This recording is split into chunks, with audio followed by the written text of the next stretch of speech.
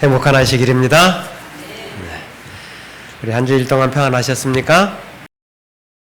변함없이 우리 하나님 앞에 예배하기 위하여 우리 주의 전에 찾아오신 여러분들을 진심으로 환영합니다. 오늘 함께 생각할 말씀의 제목은 가장 큰 기적이라는 제목으로 말씀을 드리겠습니다. 누가복음 24장 32절에 있는 말씀입니다.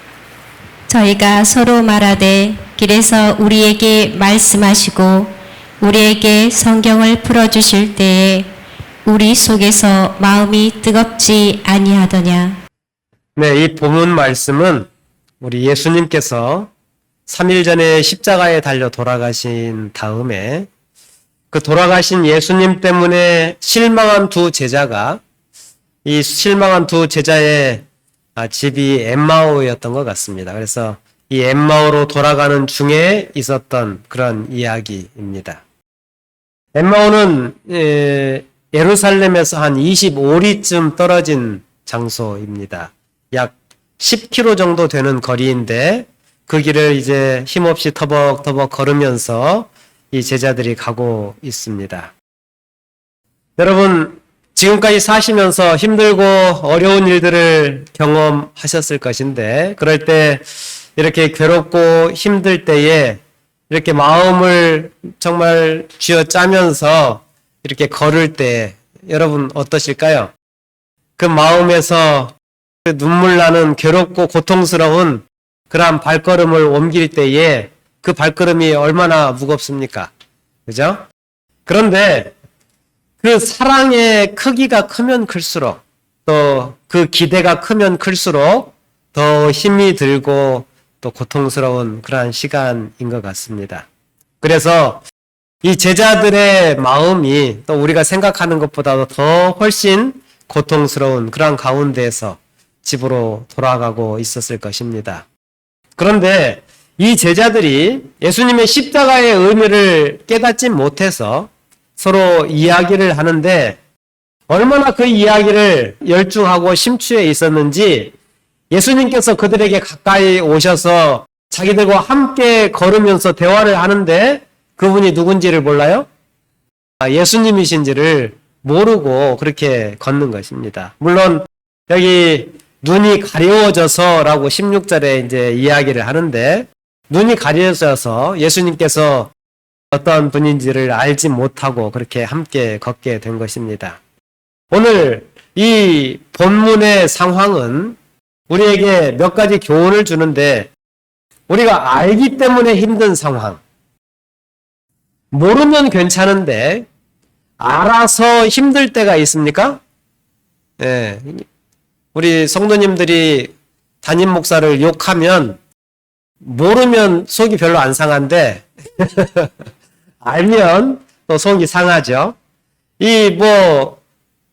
잘 모르는 것이 더 낫다라고 하는 것에 대한 사자성어가 있죠. 뭡니까? 아는 것이 병이다 이런 말이 있습니다. 알기 때문에 힘이 드는 경우가 있는 것이죠. 누가복음 24장 17절 18절에 보시면 예수님께서 질문을 하십니다. 너희가 길을 가면서 서로 주고받는 이야기가 무엇이냐 이렇게 물으시죠. 그랬더니 당신은 예루살렘에서 오면서 왜 예루살렘에서 일어난 이야기를 모르냐 이렇게 이야기를 하면서 예루살렘에서 있었던 일을 설명을 합니다. 누가복음 24장 19절에서 21절에 있는 말씀입니다. 이르되 나사렛 예수의 일이니 그는 하나님과 모든 백성 앞에서 말과 일에 능하신 선지자이거늘 우리 대제사장들과 관리들이 사형 판결에 넘겨주어 십자가에 못 박았느니라. 우리는 이 사람이 이스라엘을 속량할 자라고 바랐노라. 이뿐 아니라 이 일이 일어난 지가 사흘째요. 네, 여기 19절에 보면 이르되 나사렛 예수의 일인데 그분은 하나님과 모든 백성 앞에서 말과 일에 능하신 뭐라고요? 선지자였다라고 이야기를 합니다. 그런데 우리는 그 선지자라고 생각을 했는데 우리 대제사장들과 관리들이 그분을 어떻게 했어요? 십자가에 못 박아 죽였다. 우리는 그분이 이스라엘을 속량할 분이라고 생각을 했는데 그분이 돌아가신 지가 벌써 며칠이 됐다고요? 3일이나 지났다 이렇게 이야기합니다. 지금 한 이야기들이 다 사실입니까?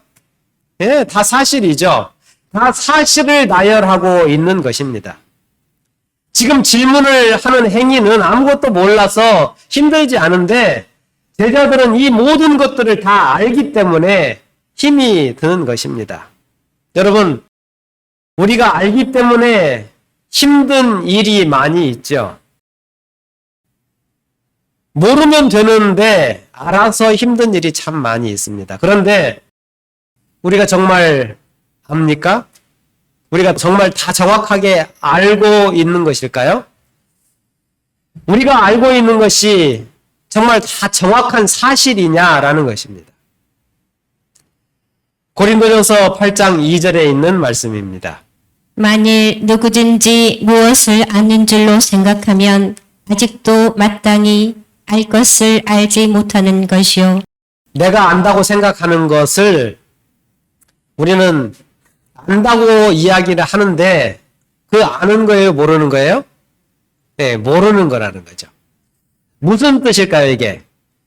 물론 이것은 바울이 우상 제물에 대하여 이야기를 하는 중에 하던 이야기인데 지식이 있는 줄로 생각하는 사람들은 자신의 그 지식 때문에 교만해질 수 있을 거다 이런 이야기를 하시면서 한 이야기입니다. 그래서 우리가 필요한 것이 있는데 뭐가 필요하다는 걸까요? 사랑이 필요하다는 거예요. 사랑은 덕을 세우는 것이기 때문에 우리에게 안다고 생각할 때에 우리의 마음속에 사랑으로 충만해 있어야 한다라는 것을 바울은 이야기하고 있는 것입니다. 우리가 뭔가를 안다고 착각하는데 다 아는 것이 아니라고 이야기하는 것입니다. 아는 게 많은 건 뭘 아는 걸까요? 내가 모르는 게 많다는 걸 아는 것이죠. 그죠? 공부를 많이 하면 할수록 내가 모르는 세계가 많구나라는 것을 아는 거예요. 아는 게 없는 사람은 모르는 게 없어요. 다 알죠? 그래서 자기가 뭘 모르는지를 모르기 때문에 다 아는 것처럼 행동하는 것입니다. 고린도전서 13장 9절 10절에 있는 말씀입니다. 우리가 부분적으로 알고 부분적으로 애언하니 온전한 것이 올 때에는 부분적으로 하던 것이 패하리라. 바울은 자기가 알고 있는 게 부분적인 것이라는 것을 바울은 알고 있었던 거예요. 그래서 우리는 그가 많이 아는 사람이다라는 것을 우리가 인정하는 것이죠. 10절에 온전한 것이 올 때에는 부분적으로 아는 것이 어떻게 한다고요? 다 패할 것이다 이렇게 이야기합니다. 그러므로 다 아는 것처럼 말하면 될까요? 안 될까요? 안 되는 거죠. 다 아는 것처럼 말하는 사람의 말은 믿으면 안 되는 거예요. 전문가는 결코 아는 척하지 않습니다. 아는 게 많은 사람일수록 확실하게 말하지 않아요. 뭘 강하게 말하는 사람들은 대부분 죄송하지만 다 아는 게 아닌 것입니다. 예수 그리스도가 자기의 백성을 구속하기 위하여 다시 임하실 때에 우리가 알고 있는 것은 마치 해가 뜨면 하늘의 별이 사라지듯이 우리가 부분적으로 아는 건 온전히 예수 그리스도가 오실 때에 내가 아무것도 아는 것이 없구나, 적었구나 라고 하는 것을 고백할 수밖에 없는 것입니다. 오늘 우리가 받은 구원의 기쁨이 있죠. 하지만 주님 오실 때에 받을 그 기쁨은 이것과 비교할 수 있어요, 없어요? 예, 비교할 수 없을 만큼 크고 온전한 그러한 기쁨을 우리가 경험하게 될 것입니다. 우리가 하늘에 가면 하늘에 해와 달의 비침이 있을 거라고 그랬어요? 없을 거라고 그랬어요? 없을 거라고 그랬어요. 우리가 하늘에 가면 해와 달이 없어집니까? 아니죠. 근데 왜 해와 달에서 비치는 빛이 힘을 잃을까요? 예. 하나님의 영광이 비치고 어린 양이 등이 되시기 때문이라고 이야기를 합니다. 너무나 그분의 영광이 환하기 때문에 작은 빛은 그 빛의 의미가 없게 되는 그러한 상황을 이야기하는 것이죠. 우리가 아는 것은 전부가 아닙니다. 그래서 우리가 알기 때문에 괴로워하는 것이 하나님 보시기에는 뭐예요? 그야말로 가스롭기 짝이 없는 것입니다. 다 알지도 못하면서 아는 척하고 우리는 괴로워하고 살아가는 것입니다. 그러므로 우리가 알고 너무 그 아는 정보 때문에 너무 절망하지 마시게 되기를 바랍니다. 이 두 제자처럼 예수님이 돌아가셨다. 그러니 그분은 메시아가 아니다. 그분 때문에 나는 너무 괴롭다. 하지만 그것은 온전한 정보요 아니에요? 온전한 정보가 아닌 것입니다. 내가 아는 것이 극히 일부분이라는 것을 우리는 겸손히 인정하며 살아가야 하는 것이죠. 우리가 그런 겸손한 신앙을 하는 우리 목포 중앙교회 성도들이 되시기를 간절히 바랍니다. 누가복음 24장 21절에 보시면 두 제자는 또 이렇게 이야기를 합니다. 21절 말씀입니다. 우리는 이 사람이 이스라엘을 속량할 자라고 바랐노라. 이뿐 아니라 이 일이 일어난 지가 사흘째요. 이 두 제자는 또 이렇게 이야기하죠. 이 사람이 속량할 자라고 바랐다는 이야기를 하는데 이게 무슨 뜻일까요? 이 사람이 메시아라고 기대를 했다는 거예요. 메시아, 다시 말해서 그리스도죠. 그죠? 예수 그리스도, 예수님을 그리스도로 믿었다는 것. 그게 기독교잖아요. 근데 그 예수님이 어떻게 되셨어요? 십자가에서 돌아가신 지 3일이나 된 것입니다. 헛된 기대가 이제 꺾인 거예요. 자기가 안다고 생각하는 것에 대하여 실망하고 그것 때문에 헛된 기대를 했는데 그 기대가 꺾여서 괴로움을 겪고 있는 것입니다. 이 제자들이 사흘이 됐다는 말을 강조합니다. 3시간이 지났으면 어떻게 해볼 수 있을 것 같은데 뭐 한 30분이 지났으면 어떻게 좀 해볼 것 같은데 막 CPR도 좀 하고 전기 충격기도 갖다 좀 대보고 각성제도 투여하고 어떻게 해볼 텐데 지금 며칠이 지났어요? 3일이나 지나버렸어요. 그러니 이제 우리는 도저히 가능성이 없는 거라는 거예요. 완전히 그 기대, 그 가능성이 완전히 사라져버린 그러한 상태에 있는 것입니다. 우리는 우리가 아는 능력과 지식을 가지고 시간을 정하고 그리고 그것이 지나가면 우리는 가능성이 없는 것처럼 여기는 때가 종종 있습니다. 고린도전서 3장 9절에서 10절에 있는 말씀입니다.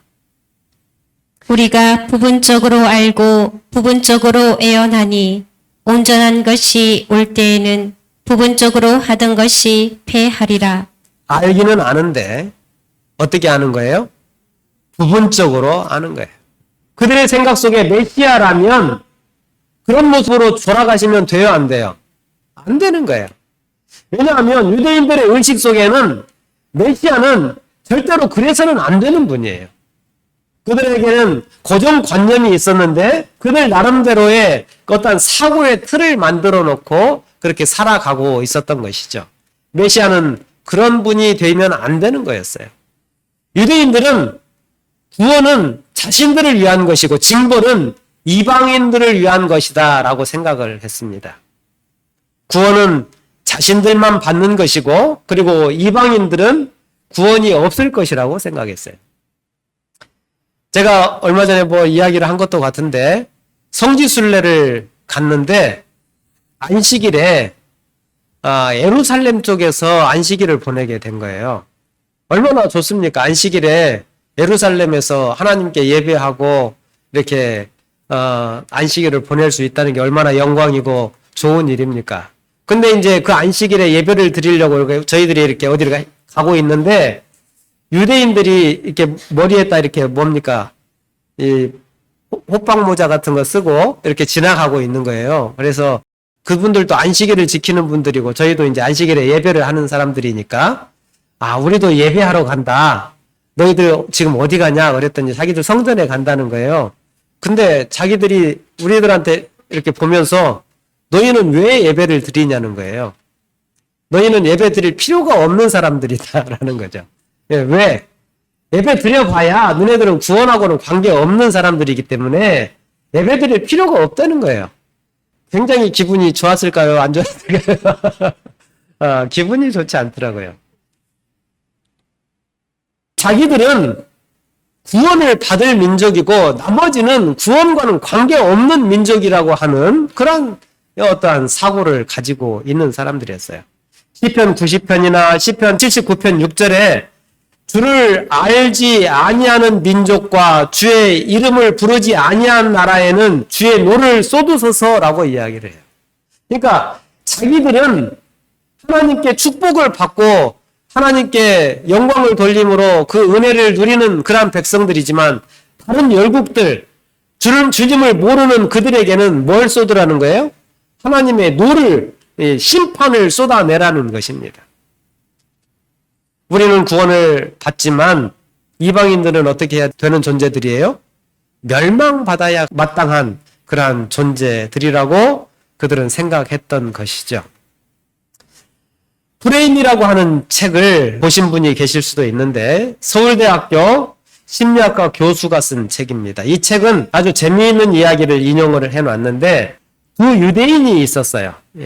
세실이라고 하는 사람과 모리스라고 하는 사람이 이제 예배를 드리기 위해서 가면서 나누는 대화에 대해서 이렇게 기록하고 있는데 이 세실이라고 하는 친구가 모리스에게 물어봤어요. 모리스, 자네는 기도 중에 담배를 피워도 된다고 생각하나?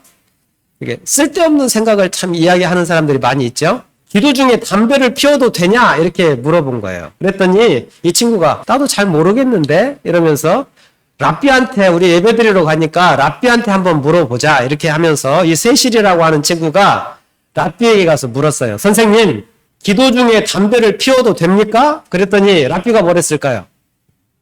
정색을 하면서 형제요, 그건 절대로 안 됩니다.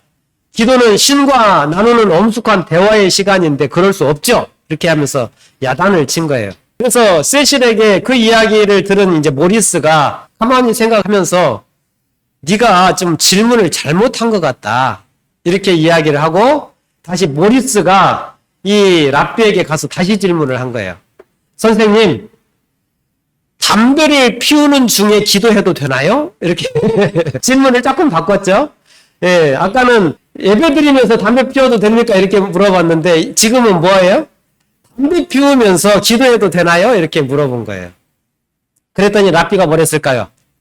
환하게 웃으면서 형제여, 기도는 때와 장소를 가릴 필요가 없다네. 담배를 피우는 중에도 기도는 얼마든지 할 수 있지. 이렇게 대답을 한 것입니다. 동일한 상황인데 관점에 따라서 전혀 다르게 보이는 그러한 모습. 프레임이 다르면 다른 대답이 나올 수 있다라는 그러한 이야기를 하고 싶은 것입니다.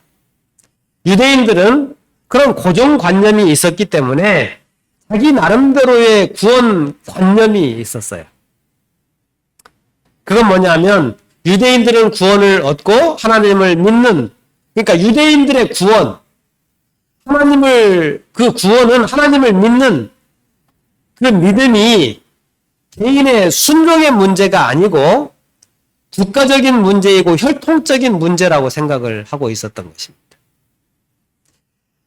혈통적인 아브라함의 자손은 다 뭐예요?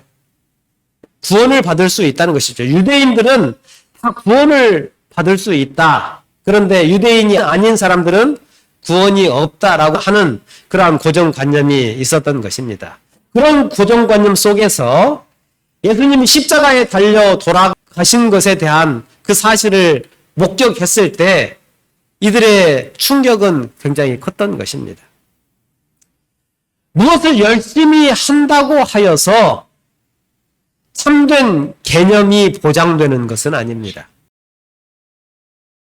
우리가 아버지 열심히 부르면 그 사람이 효자가 되는 건 아닌 것처럼 다른 관념을 가지고 바라봐야지 우리가 어떠한 열심을 가지고 살아간다고 하여서 그 사람의 관념이 바뀌지는 않는다라고 하는 것입니다. 우리가 요한처럼 주의 길을 예비하는 사람들이 되어야 하는데 관념이 잘못되면 열심히 믿으면 믿을수록 주의 길을 막는 자가 되고 마는 것입니다. 그들의 그랬던 열심, 왜곡된 편견과 가치관과 잘못된 그러한 프레임 때문에 예수님은 들어오실 수가 없으셨던 것입니다. 주의 인도하심이 그 기대와 다를 때가 있습니다. 하나님께서 우리를 인도하시는 그 길이 우리가 생각하는 것과는 다를 때가 종종 있어요. 이때 실망하기보다는 하나님께서 나를 변화시키기 위해서 주시는 그러한 기회라고 생각하시면 우리 성도들에게 성장이 있으실 겁니다. 말씀을 살피면서 그 말씀에 순종하는 성도들이 되시기를 간절히 바랍니다. 때로 우리의 생각이 변해야 할 필요가 있는 것입니다. 하나님의 인도하심이 나와 다르면, 내 생각과 다르면 누가 틀린 거예요? 내가 하나님과 생각이 달라. 근데 하나님보다 내가 더 옳은 생각을 할 가능성이 있어요, 없어요? 없어요. 그러니까 하나님과 내가 다른 생각을 가지고 있으면 누가 고쳐야 돼요? 내가 고쳐야 되는 거예요. 그죠? 그러므로 정말 하나님께서 우리에게 지시하시는 그 길, 하나님께서 가라고 하시는 그 길을 우리는 믿음으로 걸어야 하는 것입니다. 하나님은 완전하신 분이시기 때문에 바뀔 수가 없는 분이십니다. 그러므로 우리는 기억해야 합니다. 하나님은 완전하지만 사람은 완전하지 않다는 것입니다. 재림신앙은 고귀한 것이고 재림교회와 가지고 있는 그 진리는 아름다운 것이지만 우리가 하나님 앞에서 순종하지 못하고 그 말씀에 우리가 순종하는 삶을 살아내지 못하면 우리는 그저 명목상의 재림 성도일 뿐인 것입니다. 그러므로 우리가 정말 하나님께서 우리에게 주신 그 사명과 명령을 순종하며 우리의 걸음을 하루하루 걸어내시는 그런 우리 성도들이 되셔서 정말 하나님 보시기에 아름다운 성도들이 되시기를 간절히 바라겠습니다. 이제 본론으로 좀 다시 돌아가서 요한복음 12장 23절 24절 말씀을 보겠습니다. 예수께서 대답하여 이르시되 인자가 영광을 얻을 때가 왔도다. 내가 진실로 진실로 너희에게 이르노니 한 알의 밀이 땅에 떨어져 죽지 아니하면 한 알 그대로 있고 죽으면 많은 열매를 맺느니라. 예수님은 말씀하셨던 그 영광, 그게 뭘까요? 이 말씀의 의미는 뭐예요? 그리스도가 영광을 얻으려면 어떻게 되셔야 돼요?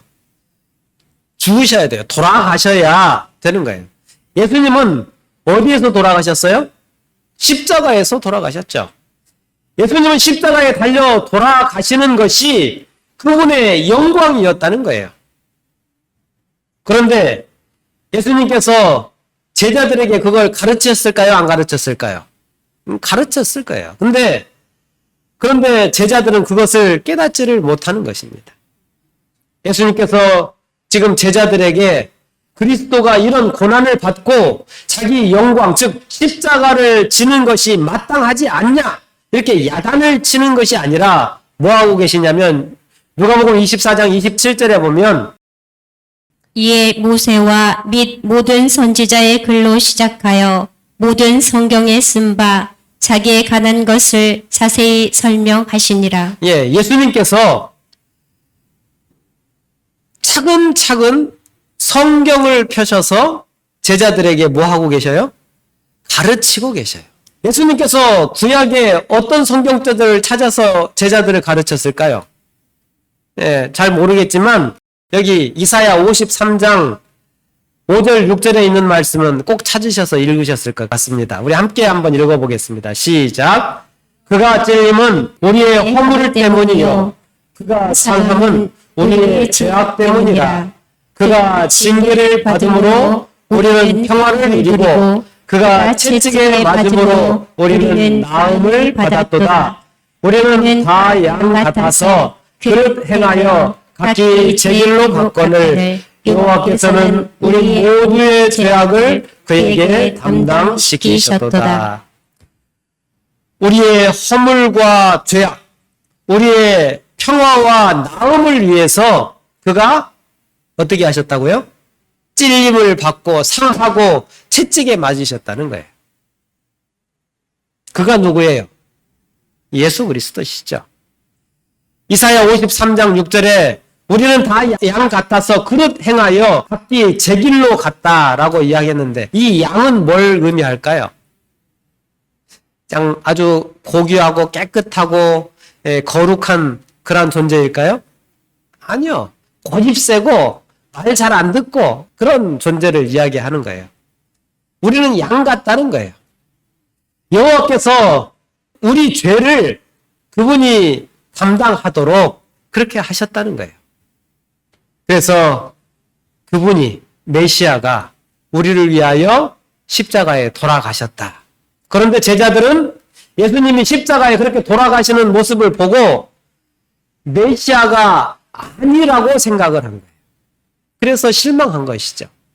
그런데 예수님은 그것이야말로 메시아라는 증거다라고 제자들에게 지금 가르치시고 계십니다. 뭘 펴서? 뭘로? 말씀으로, 성경으로 그것을 가르치고 계시는 것이죠. 성경을 펴서 설명하셨어요. 예수님께서는 그들을 위로하고 싶으셨어요. 정말 간절한 마음으로 그들을 위로하고 싶으셨어요. 시대의 소망 795페이지, 796페이지에 이런 말씀이 있습니다. 예수께서는 그들을 위로하실 마음이 간절하셨다. 예수께서는 그들의 슬픔을 아셨으며 그런 굴욕을 자청해서 받으신 분이 과연 그리스도이실까 하는 생각 때문에 저희 마음속에 일어나고 있는 투쟁과 혼란한 생각을 이해하고 계셨다. 저희 눈물을 씻어주시고 그들에게 기쁨과 즐거움으로 가득 채워주고자 하셨다. 예수님께서 그들을 보실 때 정말 안타까우셨어요. 그러면서 예수님께서 지금 어떤 마음을 갖는가 하면 저희의 눈물을 좀 씻어주고 싶으신 거예요. 그리고 그들에게 기쁨과 즐거움으로 채워주기를 원하시는 거예요. 이들의 눈물은 지금 무엇 때문에 슬퍼하고 있는 거예요? 잘못된 정보 때문에. 자기가 그렇게 하나님께서 바르게 가르쳤음에도 불구하고 예수님께서 그렇게 바르게 가르쳐 주셨음에도 불구하고 잘못 이해하고 있는 것 때문에 자기의 가진 고정관념 때문에 그들은 지금 슬퍼하고 있는 거예요. 그래서 이들의 잘못을 지금 어떻게 하고 싶으셔요? 예수님께서 바꿔놓고 싶으신 거예요. 그럼 여러분 같으면 어떻게 이들의 잘못된 생각을 좀 바꿀 수 있겠습니까? 여러분 같으면 어떻게 하시겠어요? 지금 제자들이 예수님과 몇 년 동안 같이 다녔어요. 3년 반 동안 함께 다니셨어요. 그러면서 제자들을 3년 반 동안 가르치신 거예요. 그런데 그들은 그 가르침을 잘못 알고 있는 거예요. 그리고 예수님께서 돌아가셨는데 그 돌아가시고 난 다음에도 깨닫지 못하고 슬퍼하고 있는 거예요. 그리고 부활하셔서 제자들 앞에 나타나셨는데도 제자들이 지금 알아봐요? 못 알아봐요? 못 알아봐요. 이럴 때에 예수님께서는 모든 것을 하실 수 있는 분이신데 어떻게 하면 제자들이 예수님을 알아볼 수 있을까요? 오늘 안식일인데 뭐 안식일 날은 그래도 여기가 좀 차지만 저녁 예배 때는 자리가 많이 빕니다. 그런데 저녁에 이제 우리 성도들이 집에서 교회 가고 싶지 않아서 이제 뒹굴뒹굴 침대에 누워서 이렇게 하고 있는데 천장에 예수님 얼굴이 이렇게 쑥 나와가지고 교회가 이렇게 이렇게 하면 핸드폰 이렇게 보고 있는데 핸드폰에서 갑자기 없어지더니 예수님 얼굴이 딱 나타나가지고 교회 가야지 이러면 교인들이 교회에 올까요 안 올까요? 다 오겠죠. 다 오겠죠. 근데 예수님께서는 그렇게 하셨어요 안 하셨어요? 그렇게 안 하셨어요. 제자들이 예수님을 알아볼 수 있도록 기적을 베풀면 분명히 깨달았을 거예요. 근데 예수님께서는 그런 방법을 취하지 않으시고 어떻게 하셨어요? 성경을 펴가지고 그 미련한 제자들에게 다시 성경을 풀어주는 거예요. 여기에 그런 말씀 있지, 여기에도 그런 말씀 있지, 이렇게 가르쳐 주는 거예요. 근데 제자들이 잘 깨달아요, 못 깨달아요? 아까 무슨 말 했죠? 또 물어보는 거예요. 그러면 또 설명해 주고. 아까 성경절이 어디였죠? 또 성경절 거기 펴서 가르쳐 주고. 왜 그 일을, 이 두 사람들을 위해서, 두 제자를 위해서, 왜 예수님께서 그냥 순식간에 그들을 믿게 할 수 있었음에도 불구하고, 왜 그 사람들에게 몇 시간에 걸쳐서 그런 고통스러운 시간들을 그렇게 참으면서 그렇게 하셨을까요? 시대의 소망에 이렇게 이야기합니다. 제가 읽겠습니다. 만일 예수께서 먼저 자기 자신을 그들에게 알게 하셨더라면 그들은 그것으로 뭐 하였을 것이다? 만족하였을 것이며 따라서 그들은 기쁨에 넘쳐서 더 이상 아무것도 뭐 하지 않아요? 갈망하지 않았을 것이다. 예수님이 그들에게 기적으로 말씀을 하시고 나타나셨다면 그들이 너무 큰 기쁨 때문에 더 이상 갈망, 갈증, 갈급함을 느끼지 않았을 거라는 거예요. 그러나 구약의 의식과 예식을 통해 주신 예수님에 대한 증거를 저희가 이해할 필요가 있었다. 예수님이 무엇이 그들에게 필요한 것을 아셨어요. 그래서 말씀을 펴서 그들에게 가르쳐 주신 것입니다. 이 증거들 위에 저희의 믿음을 세워야만 했다.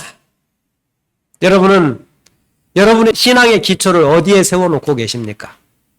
여러분의 신앙의 기초가 지금 어디에 서 있다고 생각하세요? 그것은 말씀에 그 기초를 두고 있어야 한다는 거예요. 말씀에 그 기초를 두지 않으면 시련의 때에 우리는 흔들릴 수밖에 없어요. 물론 누군가가 나를 사랑해 줬기 때문에 내가 그 사랑 때문에 이 교회에 와 계신 분도 계실 거예요.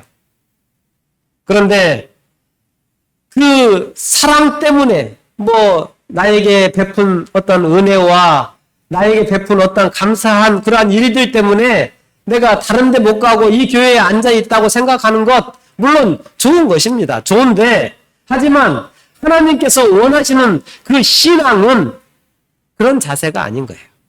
왜? 그 사람은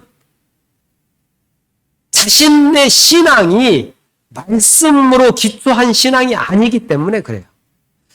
그 사람이 나에게 사랑을 베풀었는데 왜 그 사람이 나에게 그런 사랑을 베풀었는지에 대한 것을 알아야죠. 그죠? 나에게 사랑을 베푼 그분이 만난 그 기쁨을 나도 알아야 되는 거예요.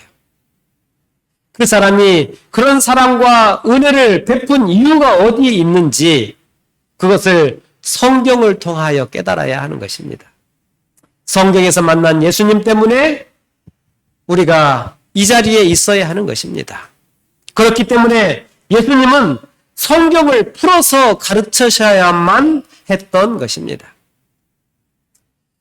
이어서 읽겠습니다. 그리스도께서는 그들을 확신시키기 위해 기적을 행하지 아니하시고 성경 말씀을 설명하셨다. 이것이 제가 오늘 말씀을 준비하기 위하여 말씀을 살피다가 발견한 말씀이에요. 이게 예수님께서 기적을 베푸신 데에 대한 설명을 어디에서 근거로 한 거예요? 성경 말씀에 근거하여서 그렇게 하신 거예요. 성경을 펼쳐서 설명해 주시는 이유가 여기에 있었던 것이죠.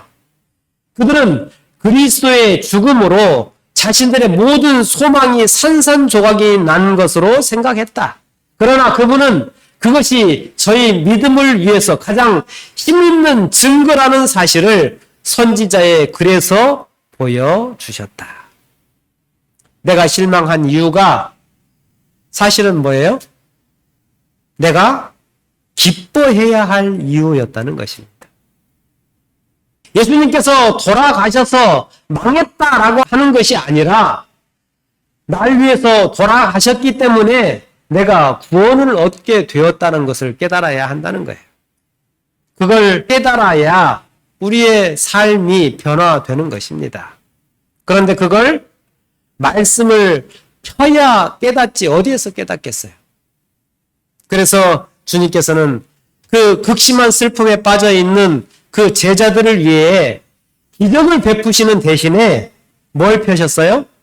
말씀을 펴서서 그렇게 가르치신 것입니다. 이것이 그에게 가장 큰 선물인 거예요. 기적이 빠릅니다. 기적이 훨씬 쉽고 빠릅니다. 하지만 그것이 확실한 것은 아닙니다. 우리가 기적을 한번 보면 내가 확실히 믿을 것 같다는 생각을 합니다. 그죠? 오늘 우리 목포 중앙교회에 예수님께서 짠 하고 나타나시면 어떻게 될까요? 여러분들의 믿음이 더 이렇게 단단해질 것 같죠? 네? 그러나 그렇지 않다는 것입니다. 여러분, 기적으로 신앙을 시작하는 사람들은 계속해서 기적을 원해요. 계속 표적을 요구합니다. 이걸 보여주면 더 큰 걸 보여달라고 그러고 더 큰 걸 보여주면 더 큰 것을 요구하게 되는 것입니다. 내 삶의 주인이 하나님이라는 것을 인정하지 않으면 우리는 돈을 벌면 벌수록 하나님과 어떻게 될까요? 가까워질까요? 멀어질까요? 더 멀어져요. 그건 복이 아닙니다. 조급한 처방 대신에 예수님께서는 안전한 처방을 내리셨던 것입니다. 감정과 감각에 의존하는 신앙이 아니라 지성으로 정말 우리의 마음을 뜨겁게 하는 그러한 신앙을 우리 하나님께서는 원하시는 것입니다. 우리는 우리의 지성이 깨어져야 합니다. 하나님이 우리를 이성적인 존재로 만드셨기 때문에 그렇습니다. 글을 읽고 문장을 읽고 생각하고 그 사상을 내 마음속에 간직하여서 그 간직된 마음의 말씀들이 나를 변화시키도록 해야 하는 것입니다. 오늘 안실학교 때도 우리 교장 선생님이 뭐 하라고 계속 이야기하셨어요? 성경 읽자고, 말씀 읽자고, 예언의 신 읽자고 이렇게 말씀을 하셔요. 우리는 말씀을 보는 백성들이 되어야 합니다. 하나님은 언제든지 말씀을 펴면 우리의 삶에서 정말 그의 임재가 임할 수 있는 길을 열어놓으신 것입니다. 요한복음 1장 14절에 이런 말씀이 있습니다. 말씀이 육신이 되어 우리 가운데 거하심에 우리가 그의 영광을 보니 아버지의 독생자의 영광이요 은혜와 진리가 충만하더라. 말씀이 육신이 되어 그러니까 성육신 하셔서 말씀이신 하나님이 우리 곁에 오신 거예요. 우리가 보는 이 말씀이 누구라는 거예요? 하나님이라는 거예요. 그래서 우리 가운데 거하고 계시는 것입니다. 우리가 말씀이 되신 예수님을 만나면 그 말씀 안에서 은혜와 진리가 충만해지는 경험을 하게 되는 것입니다. 재림 성도는 말씀의 백성이 되어야 하고 말씀 안에서 견고히 서지 않으면 결코 우리는 그 최후의 환난을 견뎌낼 수 없을 것입니다. 명심하시게 되기를 바랍니다. 친한 사람들이 날 붙잡아 줄 수 없습니다. 말씀이 우리를 붙잡을 수 있도록 우리의 마음을 말씀으로 채워야 하는 것입니다. 시편 119편 50절에 이 말씀은 나의 고난 중의 위로라. 주의 말씀이 나를 살리셨기 때문이니이다. 말씀이 나를 뭐 했어요? 우리를 살리는 경험이 이 말씀이 우리를 살리는 경험이 우리의 삶 속에 있어야 하는 거예요. 말씀으로 살아나게 되시기 바랍니다. 말씀이 나를 살리는 경험을 우리 성도들이 하셔야 돼요. 히브리서 4장 12절에 있는 말씀입니다. 하나님의 말씀은 살아있고 활력이 있어 좌우에 날선 어떤 검보다 예리하여 혼과 영과 및 관절과 골수를 찔러 쪼개기까지 하며 또 마음의 생각과 뜻을 판단하나니 우리가 잘 아는 말씀이죠. 하나님의 말씀은 뭐예요? 살아있고 운동력이 있어요. 어떤 자의 날선 검보다 어떻게 해요? 예리해요. 그래서 우리의 혼과 영과 관절과 골수를 찔러 쪼갭니다. 우리의 마음과 생각과 뜻을 감찰하신다는 거예요. 살펴보신다는 거예요. 내 마음대로 성경을 해석하지 말고 성경이 내 마음을 뒤집어 놓을 수 있도록 그 말씀을 칼로 써서 내 마음을 재단해 내야 되는 거예요. 요한복음 6장 63절 말씀입니다. 살리는 것은 영이니 육은 무익하니라. 내가 너희에게 이른 말은 영이요 뭐다? 생명이라. 예수님의 말씀이 우리에게 있어서 생명인 거예요. 그렇습니까? 예. 예수님의 말씀이 우리의 생명인 거예요. 성령이 충만한 경험은 기적을 체험하는 것이 아니고 말씀에서 누구를 만나는 경험, 예수 그리스도를 만나는 경험을 우리가 반복하는 것, 그것이 성령 충만인 거예요. 그게 우리가 이야기하고 우리가 그렇게 간절히 기도하는 성령 충만인 거예요. 여러분 성령 충만을 원하십니까? 그렇다면 뭘 봐야 돼요? 말씀을 보셔야 돼요. 말씀을 가까이 하셔야 정말 우리가 성령으로 충만한 경험을 할 수 있는 거예요. 말씀이 재미가 없고 말씀이 어렵게 느껴지고 그러면 어떻게 해야 돼요? 기도해야 돼요. 하나님 주신 말씀이 너무 어렵습니다. 말씀을 잘 이해할 수 있도록 해 주십시오. 이렇게 간절히 기도하시기 바랍니다. 그러면 우리가 겸손히 그렇게 기도하면 예수님께서 말씀을 깨닫게 해 주실까요? 아멘. 말씀을 깨닫게 해 주실 것입니다. 누가복음 24장 30절에서 32절에 있는 말씀입니다. 그들과 함께 음식 잡수실 때에 떡을 가지사 축사하시고 떼어 그들에게 주시니 그들의 눈이 밝아져 그인 줄 알아보더니 예수는 그들에게 보이지 아니하시는지라. 그들이 서로 말하되 길에서 우리에게 말씀하시고 우리에게 성경을 풀어주실 때에 우리 속에서 마음이 뜨겁지 아니하더냐 하고 저희 눈이 밝아져 그인 줄 알아보게 되죠. 이게 뭡니까? 이게 뭐예요? 이게 기적이에요. 부활하신 예수님을 알지 못했다가 이제 부활하신 예수님이 어떻게 돼요? 보이는 거예요. 이게 기적인 거예요. 근데 이 기적은 뭘 한 이후에 일어난 기적이에요. 말씀을 접하고 연구하고 깨달은 이후에 하나님께서 허락하신 기적이에요. 그런데 이 놀라운 기적은 지속돼요? 지속되지 않아요? 지속되지 않아요. 이 기적은 곧바로 어떻게 됐어요? 예수님이 저희에게 보이지 아니하신지라 이렇게 얘기해요. 이게 기적이에요. 이런 게 기적입니다. 기적은 지속되지 않아요. 하지만 그 전에 어떤 일이 있어요? 32절 우리 같이 한번 읽겠습니다. 32절 말씀입니다. 그들이 시작. 그들이 서로 말하되 길에서 우리에게 말씀하시고 우리에게 성령을 풀어주실 때에 우리 속에서 마음이 뜨겁지 아니하더냐 하고 말씀을 듣고 어떻게 됐어요? 마음이 뜨거워졌다는 거예요. 말씀으로 뜨거워졌던 그 경험을 통하여서 뭐예요? 예수님을 보는 기적을 경험할 수 있게 되었다는 것이죠. 이걸 거꾸로 하면 될까요? 안 될까요? 예? 그건 위험한 신앙인 거예요. 말씀을 먼저 살피고 그리고 누구를 만나요? 예수님을 만나는 기적을 경험하게 되는 거예요. 여러분, 기적을 너무 바라지 마시게 되기를 바랍니다. 말씀 안에서 만나는 예수님, 그것이 기적이에요. 그 놀라운 기적 위에 일어나는 모든 일들은 하나님께서 우리에게 주시는 선물인 것입니다. 그런데 혹시 우리가 그런 놀라운 기적을 경험하지 못해도 우리가 마음으로 영으로 하나님을 만나고 경험할 수 있는 것입니다.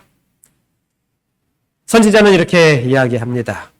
그들 속에서 마음을 뜨겁게 한 것은 무엇인가? 그들의 믿음을 깨우친 것은 성경 안에 있는 조명하는 능력이었다.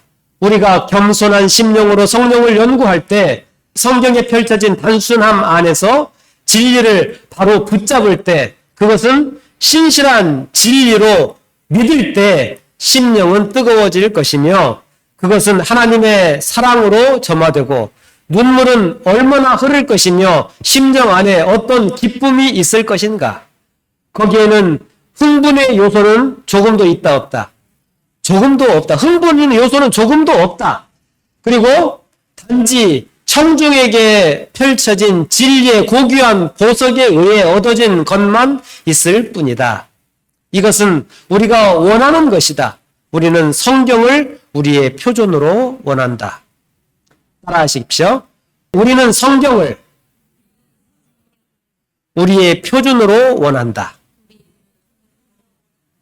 네. 성경이 뭐예요? 우리의 표준이에요. 성경이 우리의 기준이에요. 성경을 읽고 뜨거워져야 진짜 뜨거워지는 것입니다. 어떤 사람은 뜨거워지기 위해서 성경을 덮는 사람이 있어요. 그렇게 하면 그 뜨거움은 정말 위험한 것입니다.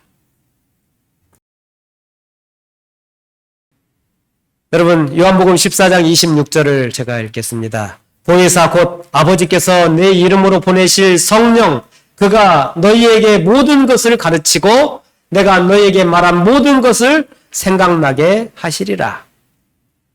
내가 너희에게 말하는 것을 뭐하게 하시겠다고요? 생각나게 하시겠다고. 생각이 나려면 뭐 해야 될까요? 말씀을 봐야죠. 좀 지저분 이야기를 해서 좀 죄송한데 저희 장모님이 변이 안 나온다고 이야기를 하셔요. 그러면 저희 집사람이 하는 레파토리가 있는데 뭘 드셔야 나올 게 있지요? 이렇게 이야기를 해요. 네. 그렇습니까? 뭘 먹어야 나오는 것도 있죠. 우리가 뭔가를 머릿속에 집어넣어야 뭐 하는 게 있어요? 생각나는 게 있죠. 아무것도 보지 않고 듣지 않고 있는데 기도만 말씀이 생각나게 해주세요 하면 돼요, 안 돼요? 안 되는 거예요. 여러분, 들어오는 게 있어야 나오는 게 있는 겁니다. 자꾸 말씀을 묵상하십시오. 그래서 그 말씀이 성령께서 그 필요에 따라서 생각나게 하실 때에 하나님 앞에 정말 감사하시게 되기를 간절히 바랍니다. 요한복음 16장 7절 8절에 있는 말씀 같이 읽겠습니다. 시작. 그러하나 내가 너에게 실상을 말하노니 내가 떠나가기 것이 너희에게 유익이니라.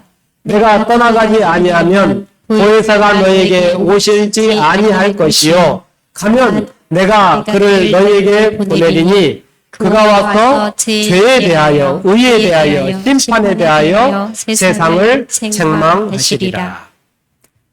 성령을 경험하면 첫 번째로 우리에게 뭘 깨우쳐 주시는가 하면 죄에 대해서 깨우쳐 주신다는 거예요. 내가 죄인이라는 것을 깨달으면 그러면 내가 하나님의 말씀으로 거듭난 사람이라는 증거인 거예요. 나는 아무리 생각해도 괜찮은 사람 같아.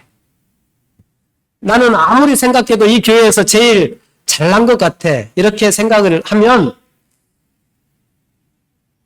이 사람은 성령이 충만한 사람일까요? 아닐까요? 성령이 충만한 게 아니고 성령이 나가고 있는 거예요. 지금 내가 성화되고 있는 것이 아니고 악화되고 있는 거예요. 내가 죄인이라는 것을 자꾸 느끼고 깨달아야 돼요. 그걸 깨닫는 사람은 성령께서 내 안에 나를 두드리고 계시는 거예요. 그래서 내가 죄인이라는 것을 깨닫게 되는 것입니다. 우리의 소망은 무엇인가? 내가 죄인이라는 것을 깨달을 때에 소망이 있는 것입니다. 그래야 예수님이 필요한 사람이 될 수 있기 때문에 그렇습니다. 여러분, 정말 우리 하나님께서 정말 여러분의 삶 속에 가장 필요한 존재가 되셨으면 좋겠습니다. 여러분, 말씀 속에서 그 예수님을 만나게 되시고 그 말씀 속에서 예수님을 찾게 되시기를 바랍니다. 이러한 과정에서 우리의 마음이 뜨거워져야 되는 것입니다. 그죠?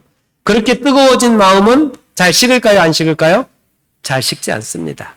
여러분, 성경의 모든 그 글씨는 예수님의 피로 적셔진 사랑의 편지입니다.